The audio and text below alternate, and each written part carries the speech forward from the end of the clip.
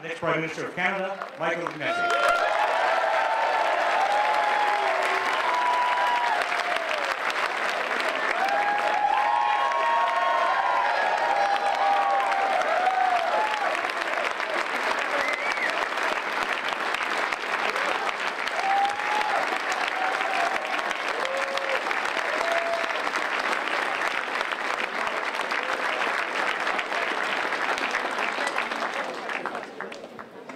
Bonsoir, somebody fast. Whoa!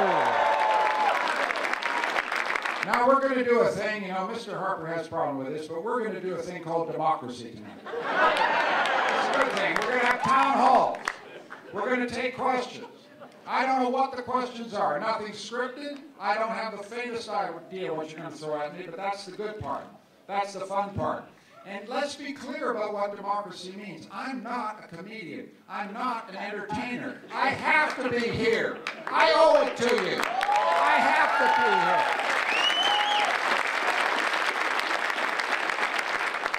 Now, Mr. Harper came here, I think it was last night, was it? That was a scary performance. He got up and he said, majority or bust. What do you think? I think it's bust. Bust. And he said, you know, I've got to have a majority because if I don't, the Canadian economy is just going to fall apart. He's so confident of the job he's done on the economy that he thinks if we win the election, it'll all go to hell. You ever heard anything stupider in your life? I mean, but when we get serious for a little minute, if you listen to the deep language in Mr. Harper's appeal, it's the language of fear, my fellow citizens. This is what the real battle in the next election is all about. The politics of fear, the politics of division, the politics of personal destruction against the politics of hope and principle and optimism and principle and conviction. That's the battle.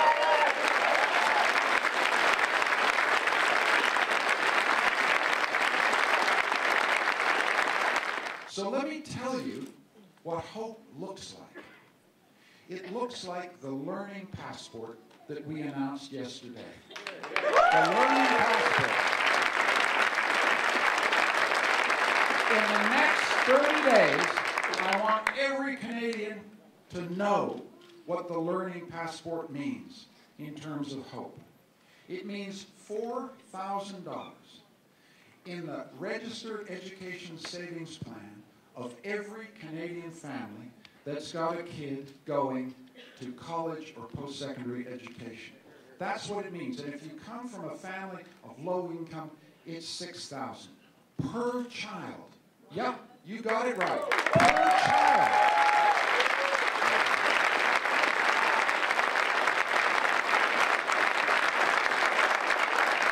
Now that's not Harper money.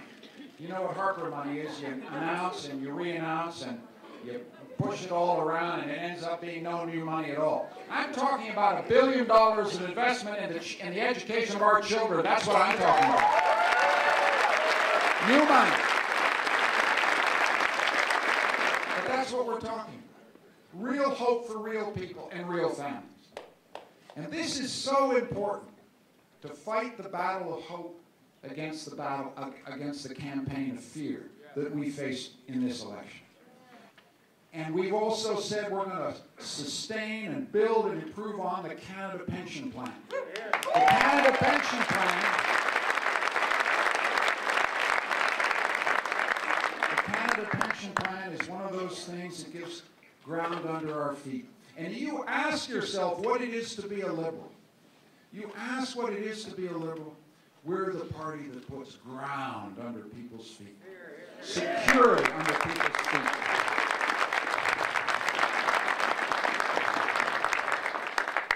We're the party that takes the fear away. He's the party that tries to put fear back in our lives. We're the party that's trying to take fear away, fear out of the hearts, fear out of the eyes of our fellow citizens. This is why we're in politics. This is why we do what we do.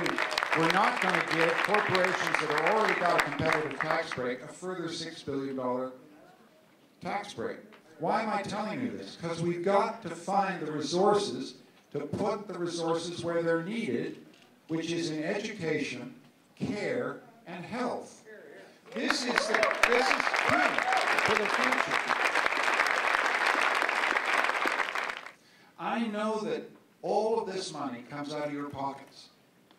I'm always conscious of that.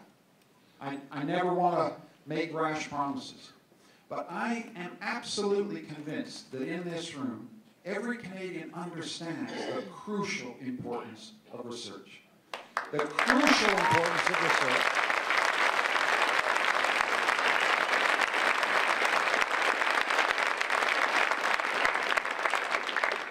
The crucial importance of research for cures, for innovation, for new jobs, for new futures for Canadians. Infrastructure, it's not just potholes, it's building our future. I feel good about Canada when I go to Vancouver and I get out of the airport and I get on the Canada line.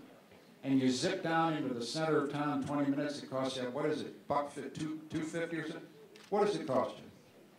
My wife knows these things. It costs $3.50, says my wife. It's not just that we've got an unmet infrastructure deficit in Canada. The deficit is growing with other countries. Other countries are getting ahead of us on this, and it holds our economy back. So we've got to find a way to create an infrastructure plan for Canada. And it would probably have the two key components for me are affordable housing, first of all. That's a piece of infrastructure.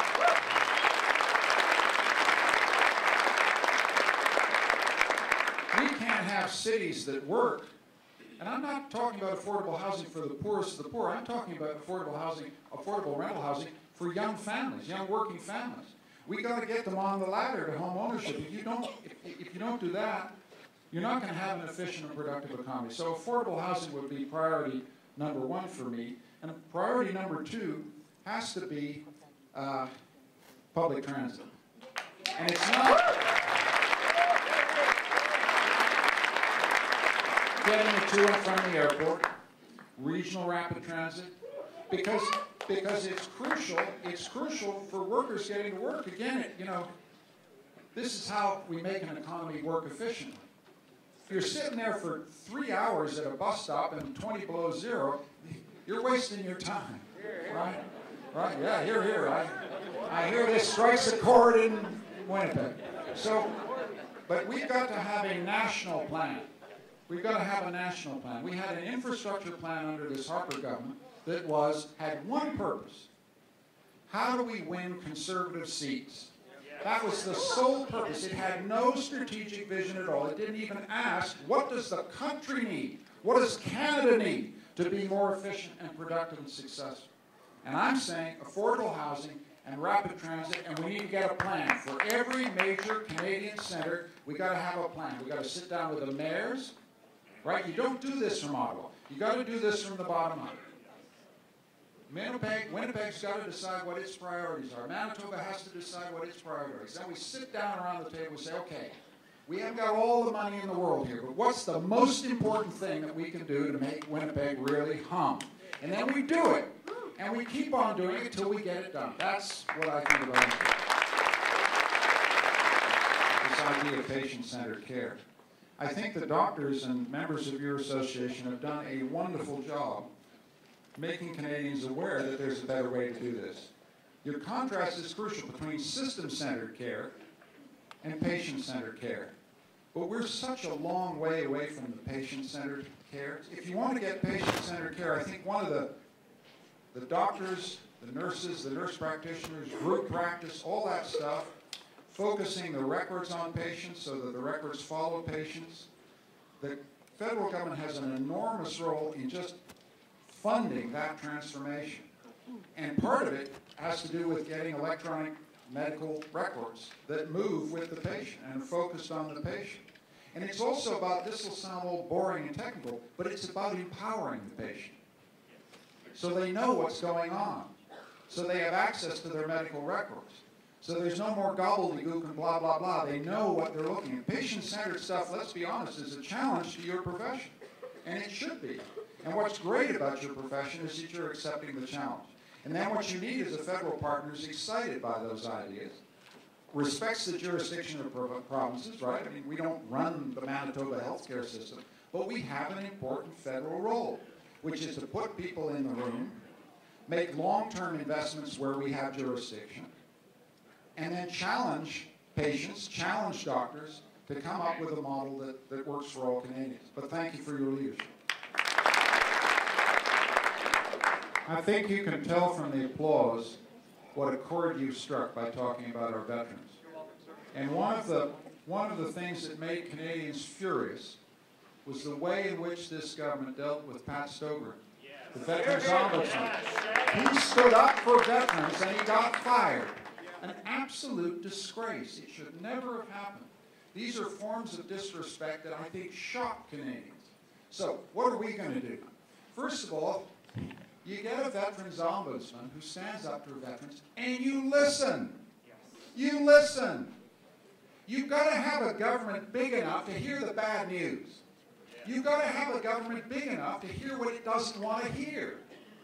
I mean, it's about an office, it's about respect.